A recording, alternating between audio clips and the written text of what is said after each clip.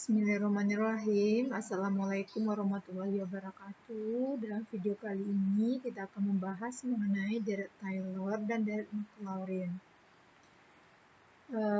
Deret Taylor adalah suatu fungsi f(x) yang memiliki turunan pertama, kedua, ketiga, dan seterusnya yang kontinu dalam interval I dengan a x anggota I. Maka untuk x di sekitar A yaitu dapat ditulis mutlak x dikurang a kecil dari bilangan real, fx dapat diekspansikan ke dalam deret Taylor.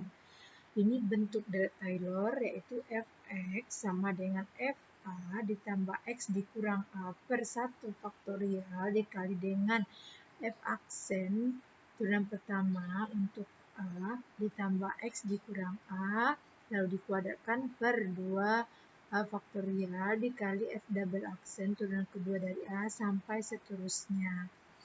Nah, ini juga dapat disederhanakan dalam bentuk sigma seperti ini.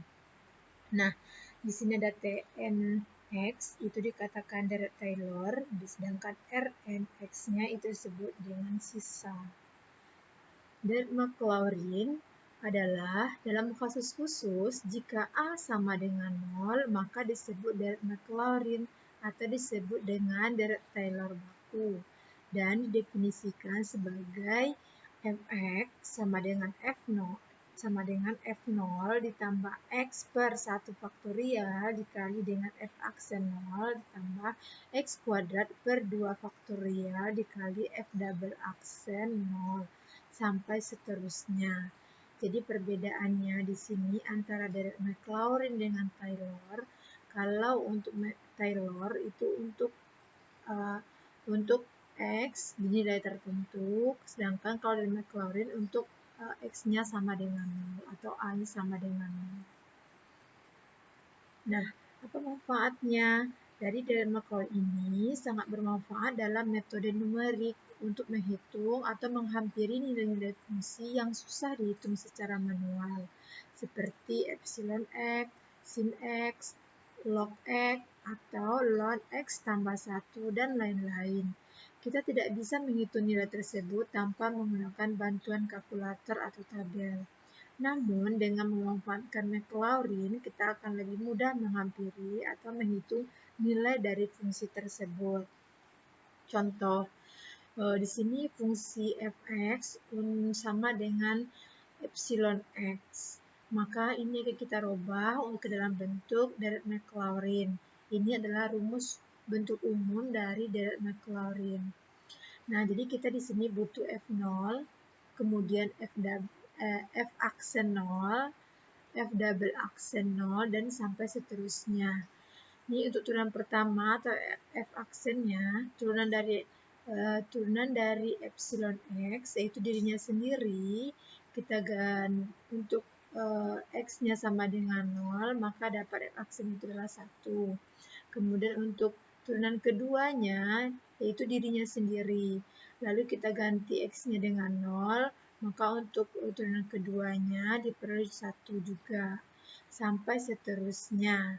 Sehingga diperoleh nanti dari Maclaurin kita yaitu fx, f0-nya 1, kemudian x kita 0, x per 1 faktorial itu dapatnya 1. Ini 1 faktorial ditambah ini x2 karena di sini f0-nya itu f double aksennya itu 1, maka diperoleh seperti ini dan seterusnya.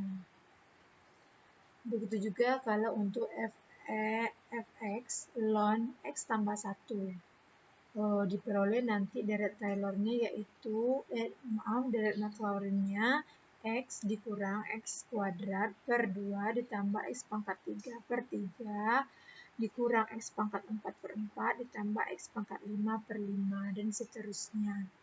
Dan untuk contoh berikutnya yaitu fungsi fx sama dengan 3x kuadrat tambah 4x dikurang 2. Ini adalah bentuk dari deret Taylor-nya atau deret Maclaurin baku, deret Taylor baku atau deret Maclaurin-nya seperti ini, sama dengan dirinya sendiri.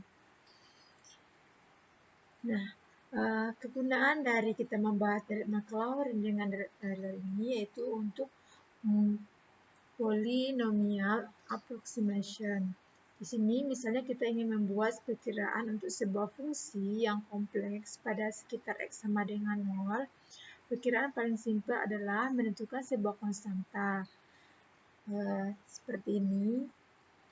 Untuk kita menginginkan angka yang paling akurat pada X sama dengan 0. X sama dengan 0, maka di sini bisa kita ambil adalah untuk fx-nya adalah 1. Ini yang akuratnya. Kita contohkan di sini untuk fungsi fx sama dengan 1/1 dikurang x, maka untuk konstantanya tinggal disubstitusikan saja untuk x sama dengan 0, sehingga dapatnya 1. Seperti ini ya. Untuk ini adalah fungsi atau grafik fungsi dari 1/1 dikurang X. Ini dia bentuk aslinya. Nah, karena kita perkiraannya untuk X sama dengan 0, maka diperoleh tadi nilainya adalah 1. Sekarang kita tingkatkan dengan perkiraan dengan menggunakan aproksimasi linier. Ini bentuk linier. Nah, di sini kita butuhkan konstanta dan kemiringannya. Kemiringannya diperoleh dari turunan pertama. Jadi, pertama kita lakukan menyamakan perpotongan, menyamakan slope-nya, lalu diperoleh bentuk dari aproksimasi linier kita. Tadi ini bentuk fungsi kita 1/1 dikurang X. Nah, sekarang kita akan mencari A0. A0 diperoleh dengan mensubstitusikan saja 0 ke fungsi, sehingga diperoleh di sini 1/1 dikurang 0, karena X-nya adalah 0. Dapatnya 1. Jadi A0 kita sama dengan F0, sama dengan 1. Untuk mendapatkan A1, yang kita lakukan adalah turunan pertama dari fx kita. Ini turunan pertamanya 1/1 kurang X. Turunan pertamanya adalah 1/1 dikurang X kuadrat. Nah, kita ganti sekarang untuk X sama dengan 0, maka diperolehnya 1. Maka A1 kita sama dengan turunan pertama untuk X sama dengan 0 sama dengan 1. Ini adalah bentuk aproksimasi kita kalau dia berbentuk linier. Lalu kita lihat grafiknya sekarang. Nih, ini yang biru ini adalah bentuk asli dari fungsi kita. Nah, sekarang kita melakukan aproksimasi linier. Ini dia yang P1. Nah, ini masih lumayan sama ya dengan bentuk umum kita. Jika kita bandingkan jika hanya dengan P0 tadi, yaitu dengan konstanta saja.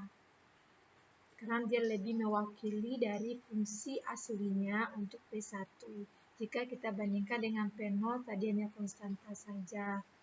Berikutnya kita tingkatkan untuk aproksimasi berbentuk kuadratik. Ini adalah bentuk umumnya.